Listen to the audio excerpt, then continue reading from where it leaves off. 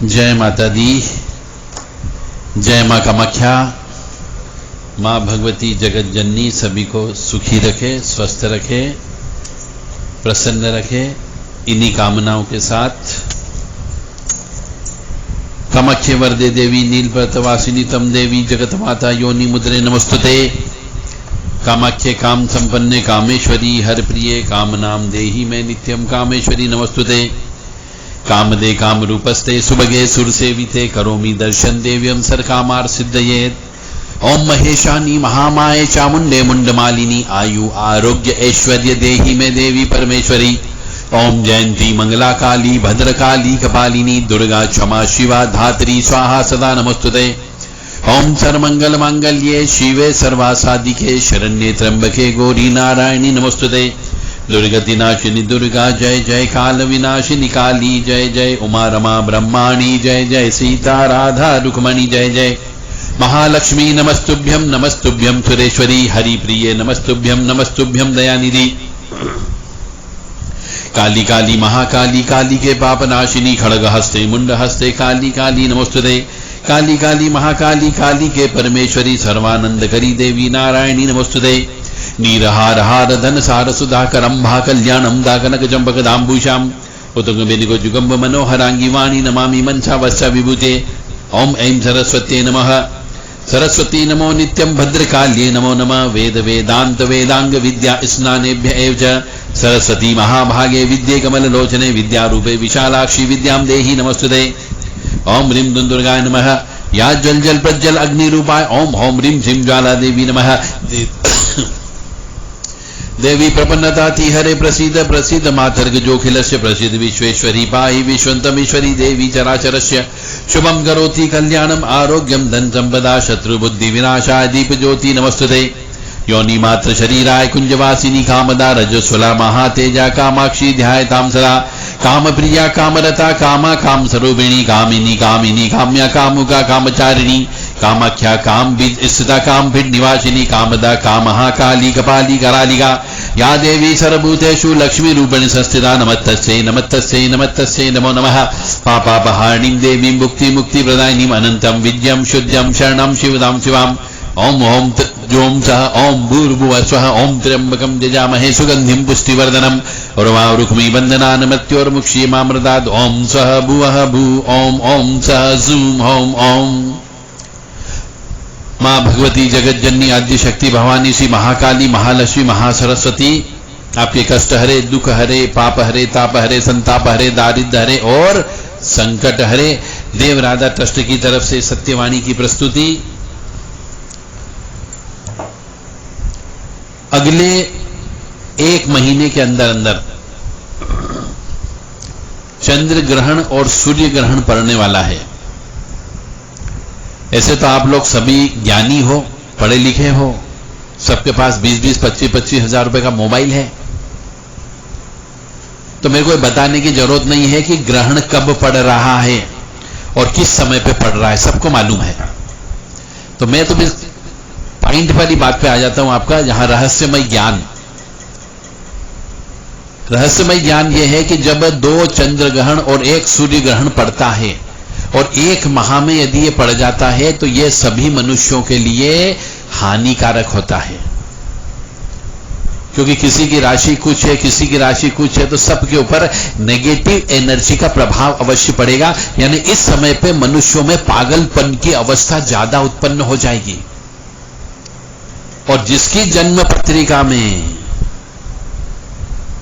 सूर्य ग्रहण योग हो, यानी राहु के साथ सूर्य बैठा हुआ हो या फिर राहु के साथ चंद्र बैठा हुआ हो, वह मनुष्य अवश्य सजग रहे, अन्यथा मानसिक स्थिति खराब होने की संभावना है।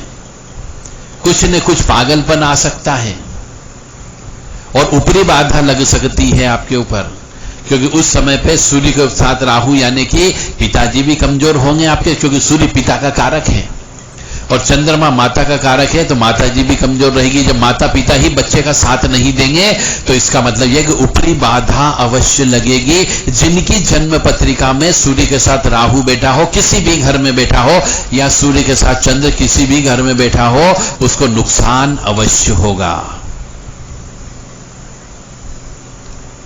इसलिए ये एक माह उन मनुष्यों के लिए जिनकी पत्रिका में सूर्य ग्रहण चंद्र ग्रहण का योग है, बहुत सजगता से रहें, श्री हरि विष्णु का नाम जपते रहें, ओम नमः शिवाय मंत्र जप करते रहें, या फिर सवेरे ब्रह्म मुहूर्त में उठ करके रोजाना 108 बार श्री दुर्गा जी की किताब में से कुंजी का स्त्रोत का 108 बार रोजाना जप करो। कोई भी ग्रह का प्रभाव आपके ऊपर नहीं पड़ेगा, और पड़ेगा तो उतना प्रभाव नहीं पड़ेगा, आप उसको आसानी से सहन कर सकते हो। और यह कार्यक्रम अभी से चालू कर दो, क्योंकि 5 तारीख से तो चंद्र ग्रहण लग जाएगा। बिल्कुल अकाट्य उपाय मैंने बता दिया है, आपकी इच्छा करना या नहीं करना। और जिन माता बहनों के गर्भ में वर्तमान में बच्चा है, या फिर आपके यहां पे कोई पशु पलता हो, उस पशु के गर्भ में भी, पेट में भी कोई बच्चा हो, तो उसके ऊपर भी नकारात्मक ऊर्जा का असर होने की संभावना है। और इस ग्रहण के अंदर या ग्रहण के बाद में जो बच्चे पैदा होंगे, यदि आपने सजगता नहीं रखी तो वो बच्चा पागल बच्चा पैदा हो सकता है, विकलांग बच्चा पैदा हो सकता है, अनसाउंड माइंड वाला बच्चा पैदा हो सकता है।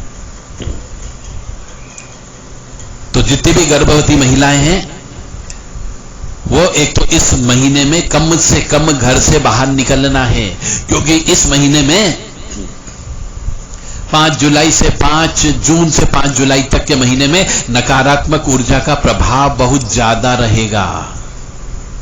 और नकारात्मक ऊर्जा को ऐसी माता बहनें जिनके गर्भ में बच्चा होता है, उसके ऊपर चिपकने में उनको आनंद आता है और चिपक जाता है, और कई बार उस बच्चे के साथ में पैदा होते समय ही उसके ऊपर अटैक कर देते और बच्चा पागल बच्चा हो जाता है। अब एक उपाय हम आपको बताने जा रहे हैं कि जिनके घर में ऐसी माता बहनें गर्भवती है, वो माता बहनें हमेशा घर से बाहर निकलते समय पीला सरसों 1 चम्मच और 1 चम्मच राई, काली राई और 1 जायफल और 5 लौंग हमेशा अपने साथ में रखे, तो आपकी रक्षा हो सकती है। और बाल खुले करके तो बिल्कुल भी मत निकलना, अन्यथा अवश्य पकड़ेगा ही पकड़ेगा। और सूर्यास्त के समय पे दहलीज पर मत बैठना। मानो या न मानो, मेरा धर्म था आपको ज्ञान देना, मैं ज्ञान दे रहा हूं।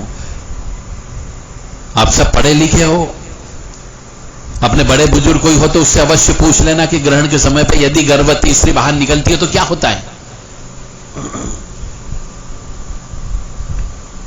और इस ग्रहण के समय पे यदि इस 5 जून से 5 जुलाई के बीच में बच्चा उत्पन्न होता है, क्योंकि मजबूरी है, किसी का 9 माह पूरा हो चुका है, किसी को पेन्स आना चालू हो गए हैं, तो बच्चा उत्पन्न होगा, वह ग्रहणी बच्चा उत्पन्न होगा और उसका जीवन बहुत खराब होगा।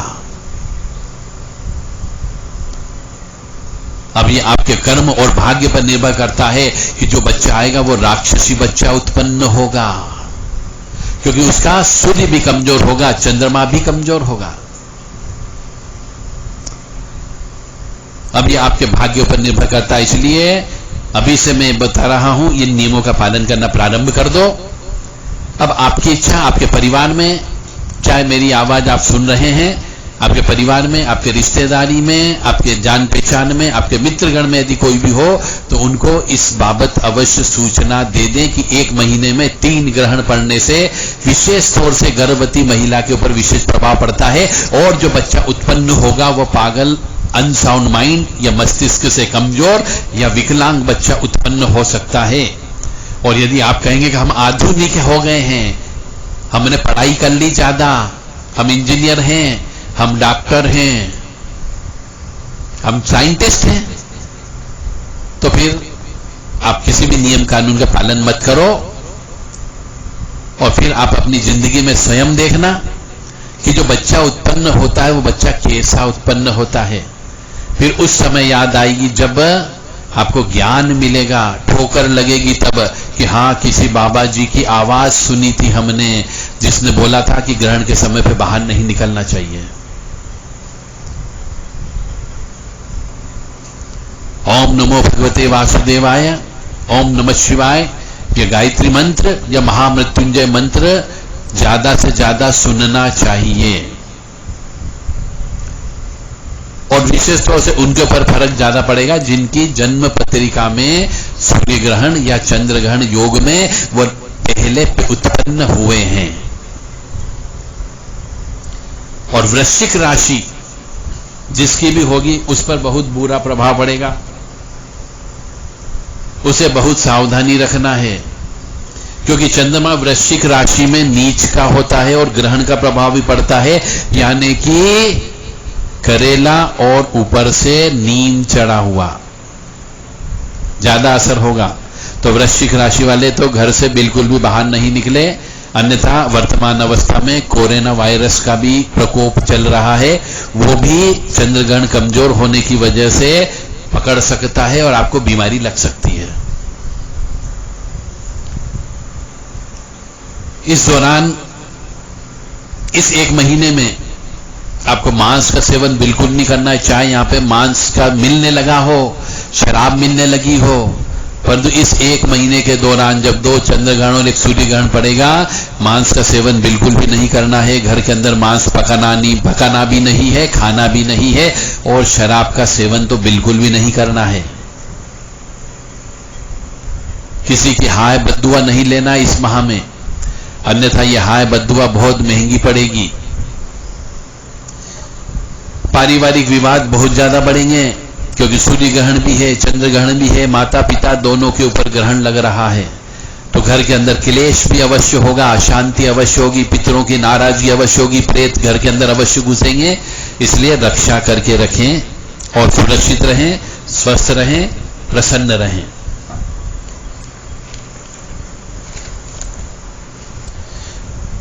मिथुन राशि पर भी ग्रहण का असर पड़ेगा, और इसको कम करने का तरीका होता है जप करना, हवन करना, और ग्रहण के बाद में यथाशक्ति यथा योग्य आपको अन्न का वितरण करना है, अन्न का दान करना है, इससे कम हो सकता है।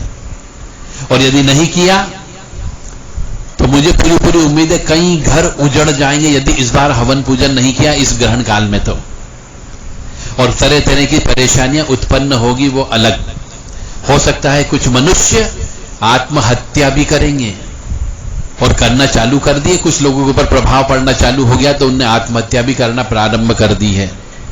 परंतु ग्रहण काल की वजह से आत्महत्या मानसिक स्थिति खराब होने की वजह से ज्यादा इफेक्टकारी होगी, क्योंकि इसका साइंटिफिक रीजन बता रहा हूं कि चंद्रमा के बारे में बोला जाता है कि चंद्रमा समुद्र के जल को अपनी तरफ खींचता है, उसकी विद्युत ऊर्जा, चुंबकीय शक्ति बहुत ज्यादा तेज हो जाती है। तो मनुष्य के शरीर में भी 70% पानी होता है, तो मनुष्य के शरीर पर भी चंद्रमा अपना असर ज्यादा डालेगा, क्योंकि पानी है 70% और समुद्र का जल भी चंद्रमा खींचता है अपनी ओर, तो मनुष्य के शरीर की आत्मा को भी वो खींचेगा और मन मस्तिष्क पर प्रभाव डालेगा। और 2-2 चंद्रग्रहण शरीर के ऊपर प्रभाव डालेंगे तो निश्चित तौर से यदि आपकी आत्मा कमजोर हुई, आपकी विल पावर कमजोर हुई, तो निश्चित तौर से मनुष्य आत्महत्या की ओर प्रग्रसर होगा ही होगा। तो जिनका चंद्रग्रहण हो उस व्यक्ति को अकेला बिल्कुल मत छोड़ना, चाहे वो स्त्री हो या पुरुष हो। और यदि आपको नहीं मालूम कि हमारी पत्रिका में चंद्रग्रहण है या नहीं है, तो आप किसी अच्छे ज्योतिषी से संपर्क करके पता कर लो कि चंद्रग्रहण तो नहीं है हमारे पत्रिका में, या हमारी धन पत्रिका की पत्रिका में, या हमारे बच्चों की पत्रिका में। मानो या न मानो, मैंने अपना धर्म निभा दिया है, अब धर्म निभाने की जिम्मेदारी आपकी है। जय माता दी, जय मां कामाख्या। मां भगवती जगत जननी आपको स्वस्थ रखे, सुखी रखे, प्रसन्न रखे। और हमारा एक ही नियम है सभी सनातनी धर्म बंधुओं के लिए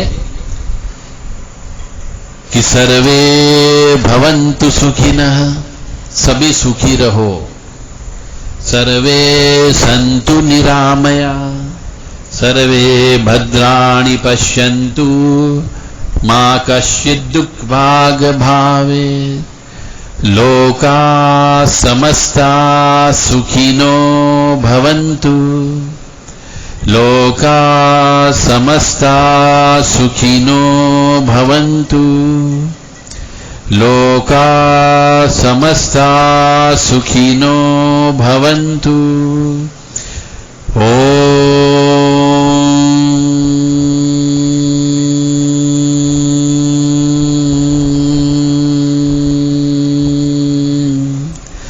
शांति शांति शांति।